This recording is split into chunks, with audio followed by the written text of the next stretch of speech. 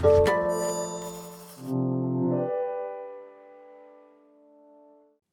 following podcast is part of a certified educational activity titled An Update on SGLT2 Inhibition for the Prevention and Treatment of Kidney Disease in Patients with Type 2 Diabetes. Access the entire activity and complete the post-test at peerview.com/XRN860. Downloadable slides and practice aids are also available. Hello, this is Dr. John Buse from the University of North Carolina in Chapel Hill.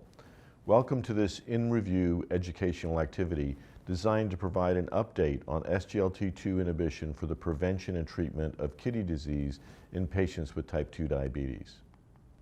First, let's talk about understanding the connection between type 2 diabetes and kidney disease. This slide really depicts that there's a clustering of complications which are sometimes referred to as cardiorenal complications. As you know, about 14% of the US population has diabetes, and many patients with diabetes have complications and comorbidities.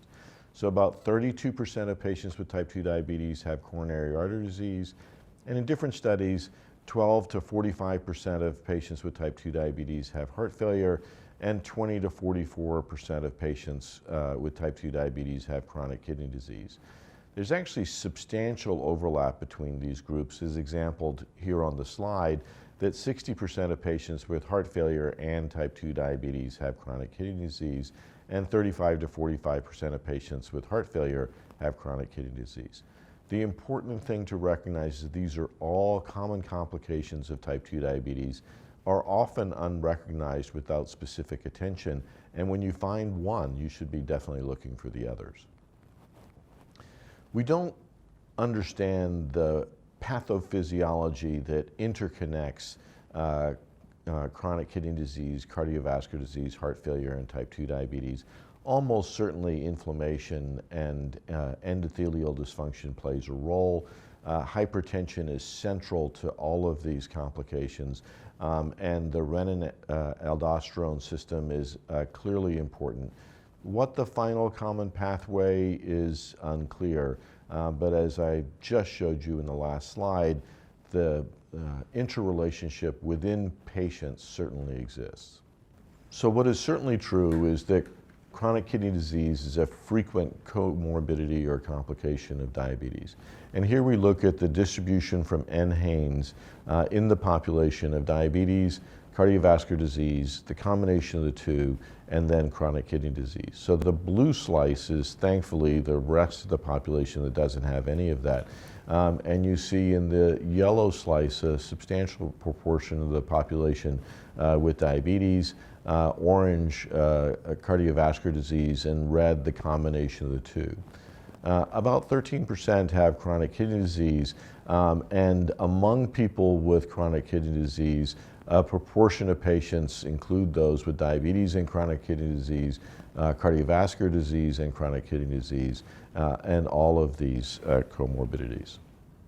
There's a staging system that's been adopted for chronic kidney disease with an aim to helping to prioritize attention in patients with chronic kidney disease. And perhaps the most important piece of this slide are the colors in the central portion. So the green boxes indicate patients whose risk of near-term progression of their chronic kidney disease as being low. The yellow box is moderately increased, the orange box is high, and the red box is very high. As you go from G1 to G5, we're dealing with worsening estimated glomerular filtration rate, generally estimated from a measurement of serum creatinine. You're going from patients with normal GFR greater than 90 down to a GFR less than 15. On the y-axis, as you go from top to bottom, that's been indicated as A1 to 3. And this indicates worsening albuminuria, generally determined as a spot urine albumin to creatinine ratio, arguably best performed on a first morning voided sample. And as you go from A1, the normal value of less than 30, to A3, greater than 300 milligrams per gram of creatinine. And it seems that the patients that have high levels of albumin in their urine are the ones that are really going to move fast with regards to the rate of progression of their chronic kidney disease. And they require our most intense attention. In patients with more modest kidney disease, treatment with an ACE inhibitor and careful follow-up is likely adequate. Diabetes is the leading cause of end-stage renal disease. It accounts for just over 50%, hypertension about 20%, and the rest of the causes the other 30%. When you look at the population of people with type 2 diabetes and the proportion that are affected with chronic kidney disease, you can see that the proportion of the population affected with chronic kidney disease in the United States from 2001 to 2016 has decreased modestly. But at the bottom, the population with an estimated glomerular filtration rate less than 60 milliliters per minute, you can see that that proportion has gone up nominally. We need to remember that in this period of time, this 15-year period of time, more people are being detected with diabetes by screening.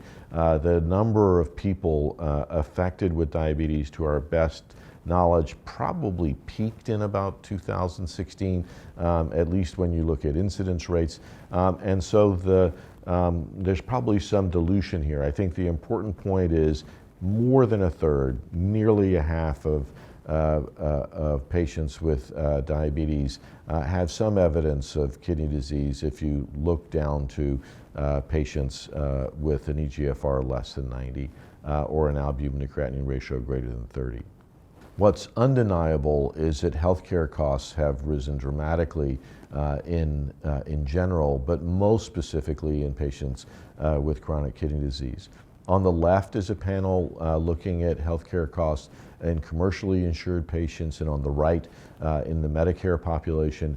And what you can see is with each stage of chronic kidney disease that we talked about, G1 to 5, even in patients not on dialysis, the costs are rising exponentially, even more in the commercially insured patients. And in the table below, you can see a breakdown that indicates that these costs are widely distributed, drugs, hospitalizations, et cetera.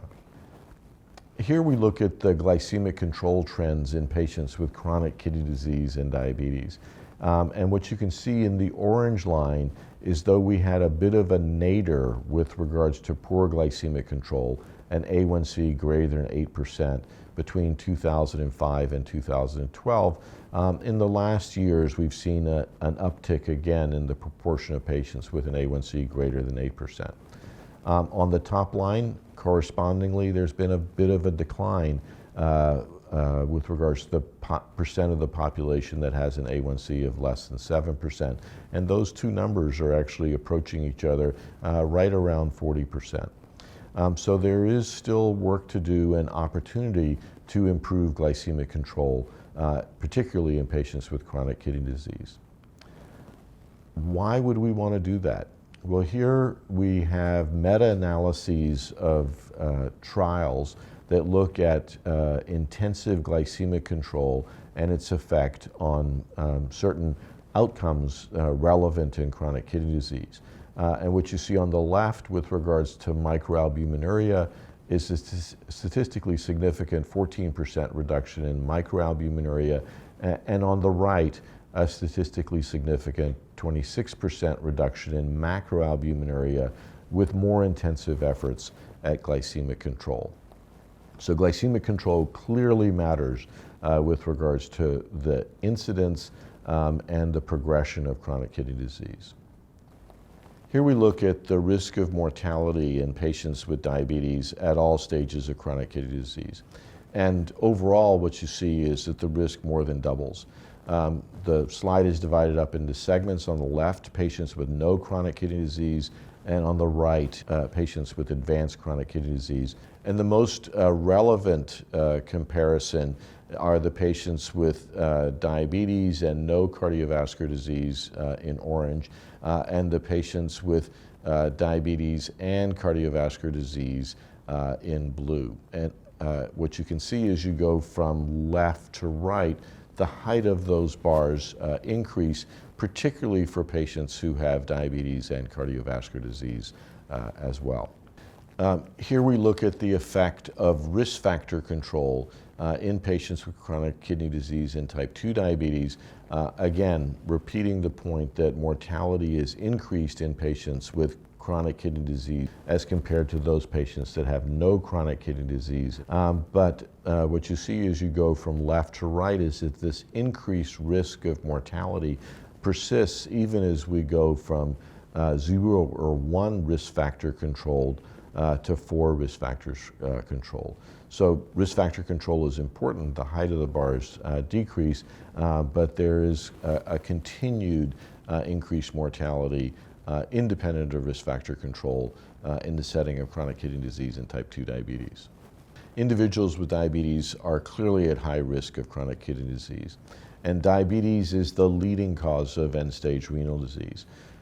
Chronic kidney disease is a burden for patients and for society as a whole, specifically with regards to healthcare costs.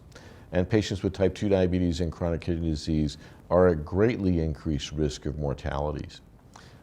These risks can be reduced but can't be eliminated with multifactorial control with traditional cardiovascular risk factor management, such as controlling hemoglobin A1C, blood pressure, cholesterol levels, and smoking cessation.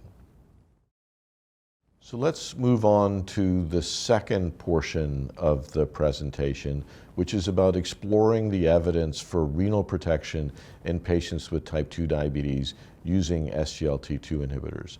This is a brand new field. The first publications came out about 4 years ago, and we're now in the midst of a cycle of numerous disclosures of new data. The US FDA has required cardiovascular outcome trials on all new glucose-lowering agents since 2008 in the setting of type 2 diabetes, including the SGLT2 inhibitors.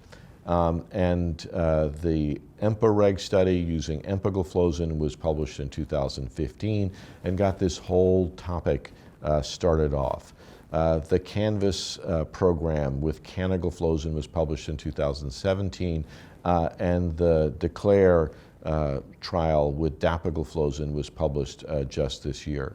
We still have cardiovascular outcome trials in the setting of SGLT2 inhibitor therapy coming. So the VERTIS CV trial with erdagliflozin we expect to have probably in 2020. And the sotagliflozin cardiovascular outcome trial will be completed a few years later. And these data have provided intriguing looks, not only with regards to cardiovascular outcomes, but also chronic kidney disease. So there are 3 of these trials: the EMPA-REG outcome trial with empagliflozin, the CANVAS program with canagliflozin, and the DECLARE TIMI 58 study with dapagliflozin. The EMPA-REG trial was unique in that all the patients had to have atherosclerotic cardiovascular disease. It demonstrated a 14% reduction in the primary 3-point MACE endpoint of death from cardiovascular causes, non-fatal MI, or non-fatal stroke. And empagliflozin has an FDA indication for reducing MACE events. With regards to the CANVAS program, this program only had 56% of the patients with clinical cardiovascular disease.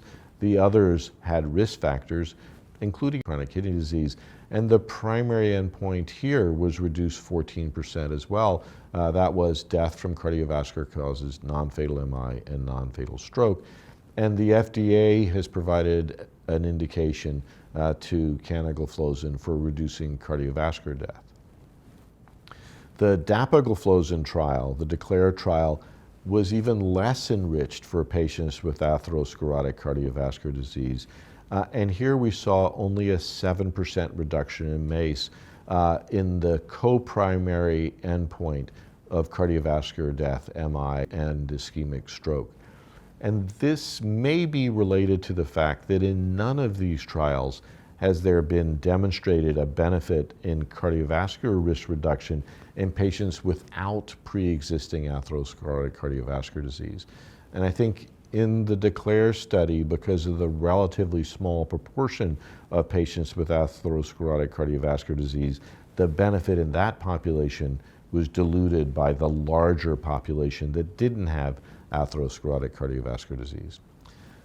The other co-primary endpoint, which was cardiovascular death or hospitalized heart failure, there was a statistically significant 17% reduction in that endpoint. And because these results are very new, the FDA has not yet reviewed these data and made a decision with regards to the dapagliflozin prescribing information. There are a number of mechanisms that have suggested to explain the reduction in cardiovascular events with SGLT2 inhibitors, and I think most of the attention has been around diuresis and natriuresis, the idea that the diuretic effect of the SGLT2 inhibitor, driven in part by the loss of sugar in the urine, but also a loss of sodium and some changes in how hydrogen is exchanged, plays a major role in these cardiovascular benefits. But the possibilities exist that it's really related to the classical cardiovascular risk factors, blood pressure lowering, weight loss, hemoglobin A1C reduction. There are certainly specific effects that occur within the kidney, and a number of other mechanisms that have been proposed. Here we see a summary of the secondary and post-hoc endpoints focused on renal disease in the SGLT cardiovascular outcome trials. So again, EMPA-REG on the left, CANVAS in the middle, DECLARE on the right. And you see in the EMPA-REG trial a 46% reduction in their primary renal analysis, which was a doubling of serum creatinine, initiation of renal replacement therapy, or death from renal causes. With canagliflozin, there was a 40% reduction in their primary renal endpoint, which was a 40% reduction in eGFR, requirement for renal replacement therapy, or death from renal causes. And on the right, with dapagliflozin, a 47% reduction in their primary renal analysis, which was at least a 40% decrease in eGFR to an eGFR of less than 60, or new end-stage renal disease, or death from renal or cardiovascular causes. So we see across the board with the SGLT2 inhibitors in these cardiovascular outcome trials substantial and meaningful reductions in the progression of nephropathy. The guidelines reflect these new findings with regards to SGLT2 inhibitors as treatment for type 2 diabetes in patients with chronic kidney disease. The ADA-EASD 2018 consensus report has largely been adopted into the ADA 2019 standards of care, and they point out that SGLT2 inhibitors are preferred agent in patients with type 2 diabetes and chronic kidney disease with or without atherosclerotic cardiovascular disease, provided they have adequate renal function. And this is generally on the background of metformin therapy, which is the preferred first-line therapy overall. With regards to indications, canagliflozin, dapagliflozin, empagliflozin, and erdagliflozin are indicated to reduce blood glucose in patients with type 2 diabetes. Canagliflozin is indicated to reduce the risk of cardiovascular death in patients with type 2 diabetes and atherosclerotic cardiovascular disease. And empagliflozin is indicated to reduce the risk of MACE in patients with type 2 diabetes and atherosclerotic cardiovascular disease. None of the agents currently approved have been additionally approved to prevent or treat chronic kidney disease, in large measure because these trials did not have chronic kidney disease as their primary endpoint, and a relatively small portion of the patients in the trials had substantial chronic kidney disease. The mechanisms by which the SGLT2 inhibitors reduce the progression of chronic kidney disease are also hotly debated. I think here we have a bit more consensus that this tubuloglomerular feedback mechanism results in a decrease in intraglomerular pressure, which results in a major impact on progression of chronic kidney disease. But those mechanisms that I discussed in the setting with regards to cardiovascular disease very likely are operative with regards to kidney disease as well. And so there is still some uncertainty. What is not uncertain is that SGLT2 inhibitors have a major impact on progression of chronic kidney disease. Here we see a more detailed look with regards to empagliflozin and its effect on eGFR over time in the EMPA-REG trial. There are similar data with dapagliflozin. And here what you see is that when the patients are started on an SGLT2 inhibitor, you see this initial decline in their eGFR, which is probably related to volume constriction as a result of the diuretic effect of the SGLT2 inhibitor. But then as you move from left to right, you see that the empagliflozin arms in red and blue are relatively flat with a relatively small decline in eGFR compared to the placebo arm where you see the steady reduction. On the right is a specific look at the patients with eGFRs less than 60 milliliters per minute per 1.73 meters squared at baseline. And you see again in the red and the blue lines this initial dip in eGFR, a recovery, and then again a wonderful stabilization of eGFR over time, whereas the patients treated with placebo have the trend lower in eGFR.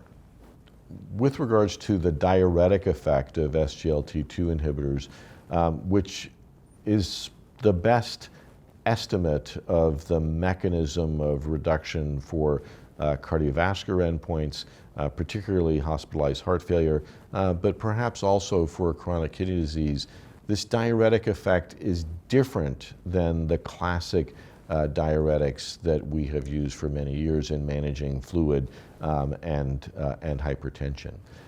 So the notion that's depicted in this slide is that in the setting of, for instance, congestive heart failure, you have this sort of tissue swelling as well as some volume expansion. And with the SGLT2 inhibitors, you have a natriuresis, a loss in sodium. You have a reduction in the swelling, the so-called interstitial volume, but you have less reduction in the intravascular volume, which contrasts with loop diuretics that have that same reduction in sodium, the natriuresis, and a reduction in the interstitial volume, but they also have a reduction in intravascular volume. And this subtlety may relate to the much greater effects of SGLT2 inhibitors on these complications in the setting of diabetes than loop diuretics. There are some cautions and contraindications around SGLT2 inhibitors in patients with type 2 diabetes. Obviously, in patients who've had a serious hypersensitivity reaction, SGLT2 inhibitors would be contraindicated if those hypersensitivity reactions are to the SGLT2 inhibitor.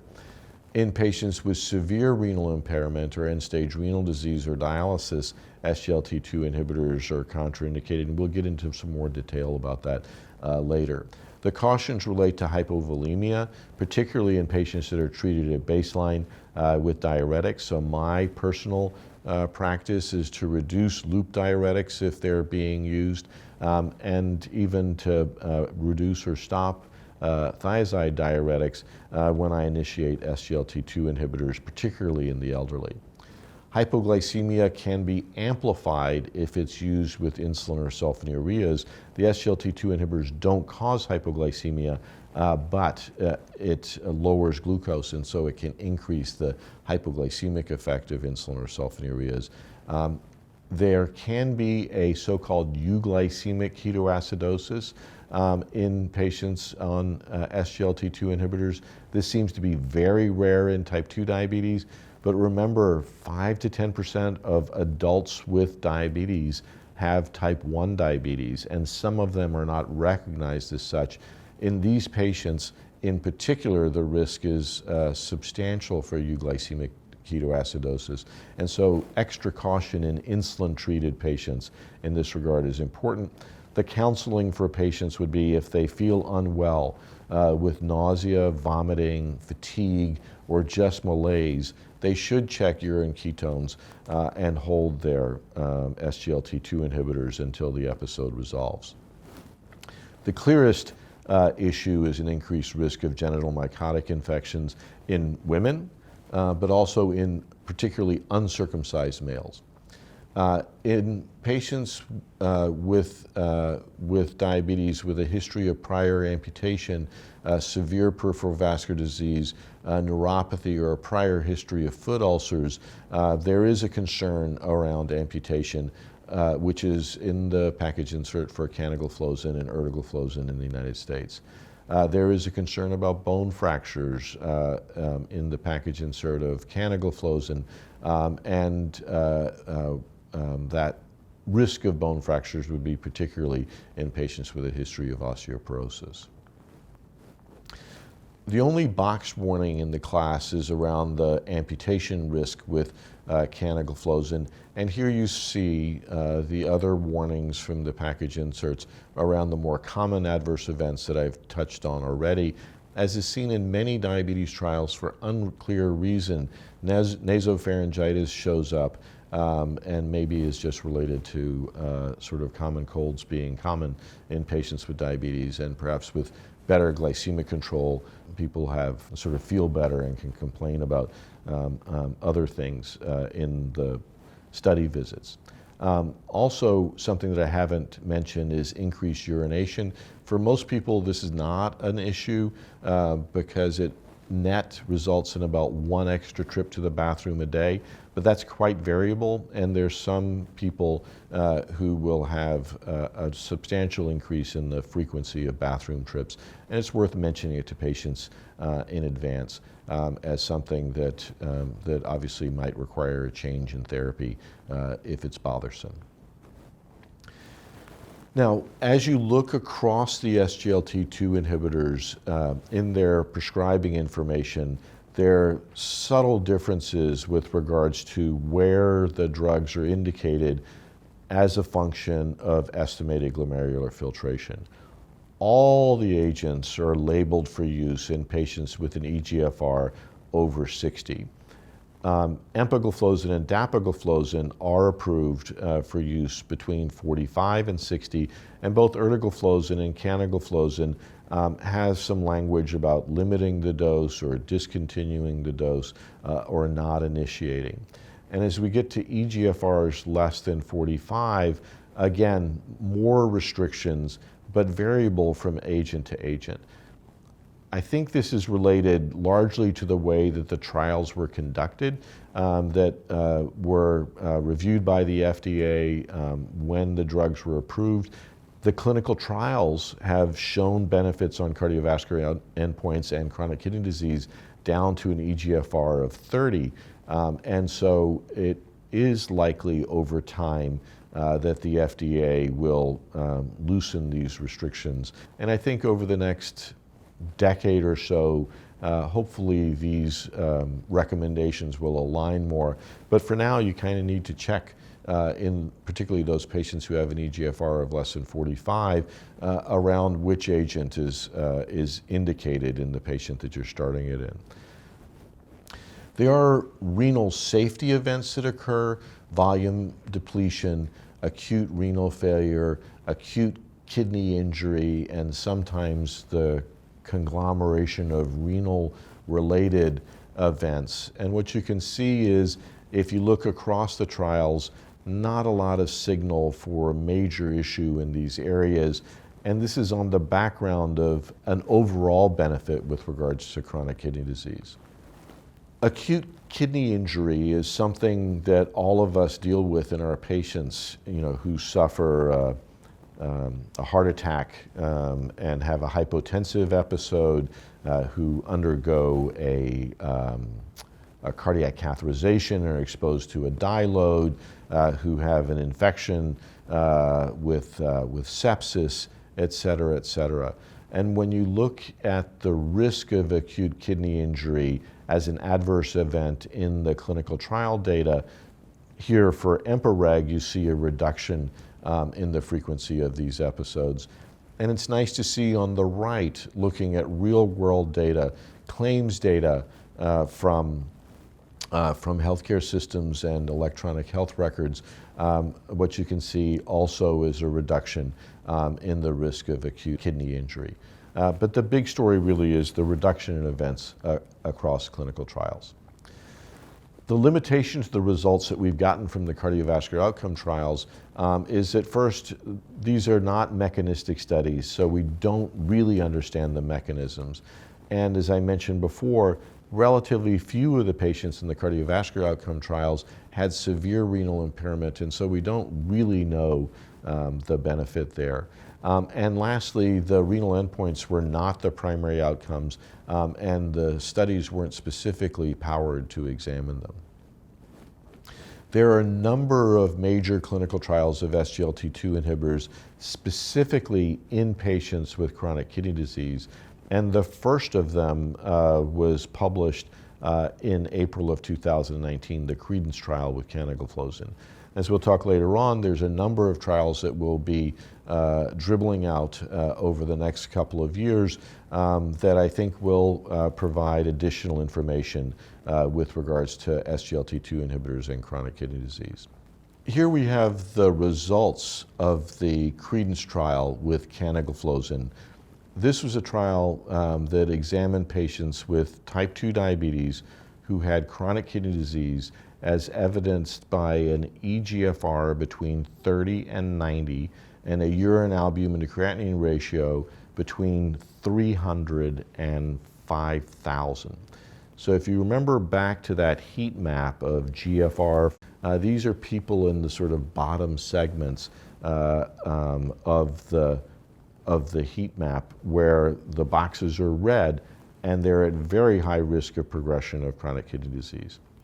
The primary endpoint was the development of end-stage renal disease, defined as the need for dialysis or transplantation, or a sustained eGFR less than 15, or a doubling of serum creatinine, or death from renal or cardiovascular causes.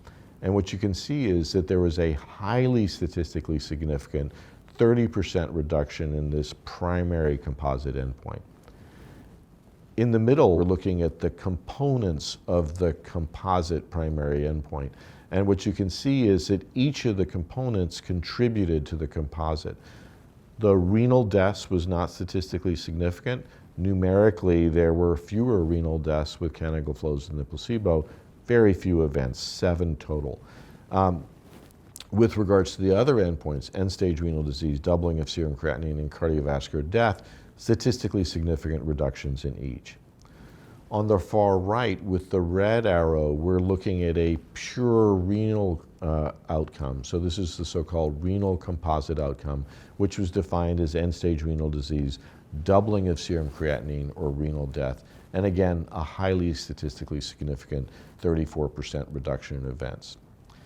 Here we look at the Kaplan-Meier curves, and I include these just to point out that the benefit of canagliflozin as compared to placebo on the primary composite outcome that includes cardiovascular death, or on the right, the renal composite outcome, you see that the lines diverge relatively early, around 12 months, and if anything, they're splaying out over time. This trial was stopped early because of efficacy, meaning that at a planned interim analysis, the Data Safety and Monitoring Board saw these results and decided it was unethical to continue because the placebo patients were not given the opportunity to take canagliflozin if the trial were to continue as originally planned. And I think this splaying in particular highlights the potential benefits over time. With regards to safety outcomes, there are some subtle differences in what was seen in the CREDENCE trial as compared to the CANVAS trial. And what I would say overall is not much of a signal for volume depletion, acute pancreatitis, urinary tract infections, genital mycotic infections certainly are still a problem, but here the number of people and the incidence rates are substantially lower than what have been reported before. Important differences with regards to amputation and fractures, though. So with regards to amputations, though numerically there were more amputations with canagliflozin, important to recognize this is a low event rate, about 1 per 100 overall, and the difference between the two arms with regards to events is about 1 per 1,000 patient years. And more importantly, the point estimate of the difference is 1.11. And so that's an 11% increase in risk. It was not statistically significant by any stretch of the imagination. And that point estimate of the hazard is substantially lower than what was reported in CANVAS trial, suggesting that the efforts here to exclude patients with prior amputations really help to mitigate the risk, or alternatively, that there is no risk of amputation with canagliflozin. With regards to fractures, again, no evidence of fractures in the CREDENCE trial as compared to the CANVAS trial. And the rest of what you see here, the only caution that there's relevant information here about is around diabetic ketoacidosis. Again, a very rare event in type 2 diabetes, but 2 per 1,000 patient years increased with canagliflozin versus placebo. No signal with regards to acute kidney injury, hyperkalemia, or hypoglycemia. So here we summarize the trials that are coming with regards to chronic kidney disease, where chronic kidney disease is the primary endpoint. So we've already talked about the CREDENCE trial. The SCORED trial will examine patients with type 2 diabetes, but will have a broader range of eGFR. So it's defined as eGFR greater than 30. Different from CREDENCE, it will also include patients that are greater than 90. And also has a broader range for urine to albumin to creatinine ratio, allowing people over 5,000. The DAPA-CKD study and the EMPA-Kidney study are in some ways going to give us even more novel information in that they both include patients who have chronic kidney disease but don't have diabetes. In the DAPA-CKD study, the eGFR range is more liberal on the low end, so it'll include patients above 25 and less than 75, and more liberal on the urine albumin to creatinine ratio perspective. It includes patients down to a urine albumin to creatinine ratio of 200. The EMPA-Kidney trial will uniquely also include patients with type 1 diabetes and will include patients down to an eGFR of 20, and in that 20 to 45 category won't require any particular level of urine albumin to creatinine ratio. We'll have a second cohort with patients with eGFR from 40 to 90 with a urine albumin to creatinine ratio of greater than 200. Now there's some differences with regards to what the endpoints are, et cetera, but these coming trials, which we'll hear about over the next 3 or 4 years, will really broaden our understanding of the role of SGLT2 inhibitors in chronic kidney disease. So in summary, in secondary analyses of cardiovascular outcome trials, SGLT2 inhibitors reduce the risk of progression of nephropathy and renal death by approximately 40 to 50% in patients with type 2 diabetes who are already using evidence-based cardiovascular risk-reducing medication, including statins, blood pressure medications, and ACE inhibitors and ARBs. SGLT2 inhibitors are currently prioritized as the second-line therapy after metformin in patients with type 2 diabetes with chronic kidney disease, provided that they have adequate renal function. and clinical trials with chronic kidney disease outcomes in patients with and without type 2 diabetes are ongoing and may influence future guideline-based treatment recommendations in patients without type 2 diabetes as well. So with that, I'd like to thank you for tuning in and listening. This activity has been jointly provided by Penn State College of Medicine and PVI, Peerview Institute for Medical Education. Thank you for listening. Download materials and complete the post-test for instant credit at peerview.com/XRN860. This activity is supported by an independent educational grant from AstraZeneca LP.